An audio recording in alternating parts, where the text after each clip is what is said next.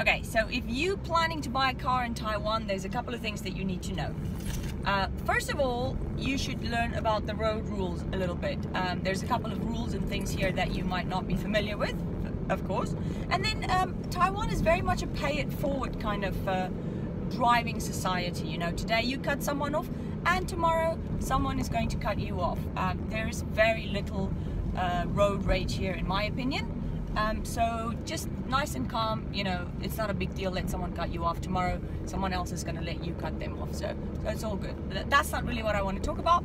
First of all, I should say what I'm going to tell you today is from my experience, and it might not be 100% accurate, but I think it's pretty accurate. I've been driving for a long time. I hope it's accurate. Okay, so first things first, if you're driving in Taiwan, you are going to have to need a third-party insurance, which is this one. There we go. It's a blue card, and that is compulsory, by the way. You have to have that. So even if you go and get private car insurance, they're also going to give you one of these. Yeah, this you have to renew annually, and it costs about 1,000 or 1,500 or something like that. Okay, the second thing is what I'm going to call the smoke test, which is also, again, not entirely accurate. It's this one. It will be a green one. I just got mine renewed, which is why there's like a weird sticker on there, but basically it looks like this. And this one, if your car is more than 5 years old, you're gonna have to go do this one. And basically what this is, they were a bit weird with me today. They didn't really want me to record, but as you can see, this is my car, and they first did like an exhaust test where they check the fumes from the exhaust, and then they do like a pressure on the, I don't know anything about cars, so they're doing a tire pressure thing or whatever. Then they drive it through, and they also do like an oil test or something in the front of the car. Well, here's the thing. If your car is more than 10 years old, which mine is this year, you need to do this smoke test biannually. So I just went for my second one now. The other problem is both this and the little blue one, that third-party insurance thing, you go to Bada Road in Taipei. If you're living in Taipei, I don't know about Kaohsiung or any other place, but you go to the motor and vehicle department. I've been there once and it was terrible. You have to do everything yourself. I don't know how to do this kind of stuff. I barely know how to pump gas. So it was a horrible experience for me. So I found a way to do it a lot easier. And that is, there's affiliate stores like a Honda or a Toyota. So I found one in Xindian in Ankang Road. It's an Ankang area. And it's a Honda outlet. And they have like this like service station next to it that does this test, and it's government approved. The only snag is you can only do that 4 weeks before and 4 weeks after your due date. So if you go over the date that you should be doing this test, mine is on this time it was July 6th. Today is August 7th. So today was the last day that I could do it at the Honda affiliate. Then you have to go back to Bada Road if you're over that time frame. But if you're within that time frame, you go there. And let me tell you why. Basically, you just drive in and you give them your car. I went there today on a Monday at like 3 o'clock, and actually there was quite a few cars there when I went there today. Usually there's not that many cars. You park your car.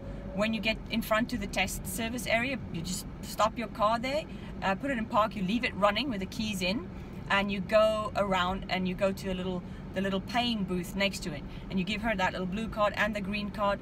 She calculates what you need to pay. I imagine that it's not the same for every car, depending on size, age, etc., etc. And like I said, for the smoke test, it's after 5 years annually, and after 10 years biannually. They, like I said, also they were not so happy with me filming, so I had to run through here and do it really quick. Now normally this takes me no more than 6 minutes, where the Badaloo experience to me was like a 40-minute ordeal. So this is a much better option if you're worried about time, or you want to have it done quickly and have someone else do it for you if you're like me and you know nothing about it. Okay, there's another thing. That one I'm gonna call your road tax. Now your road tax, I don't have anything with me right now, but the road tax basically is it's a paper bill that will be sent to the address that your car is registered at.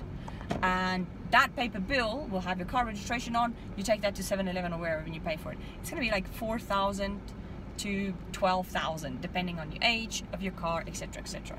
I should say at this point that I bought this car. I have a company license here, and I bought this car under the company license, so I get like some kind of discount. So if you do have a company license, buy your vehicle like that, because you do get like a small discount. So that's the third thing, that, like, let's call it the road tax. The fourth and final thing is this.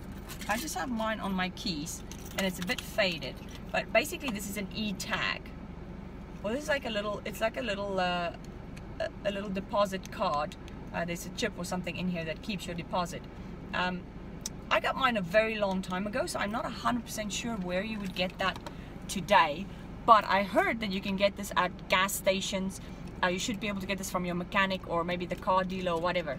Now, okay, what this thing is your car is registered to this, and you know, like the card that you use to pay for, like the yo-yo card that you use to pay for MRT or this kind of stuff. Basically, this is the exact same thing, but for your car.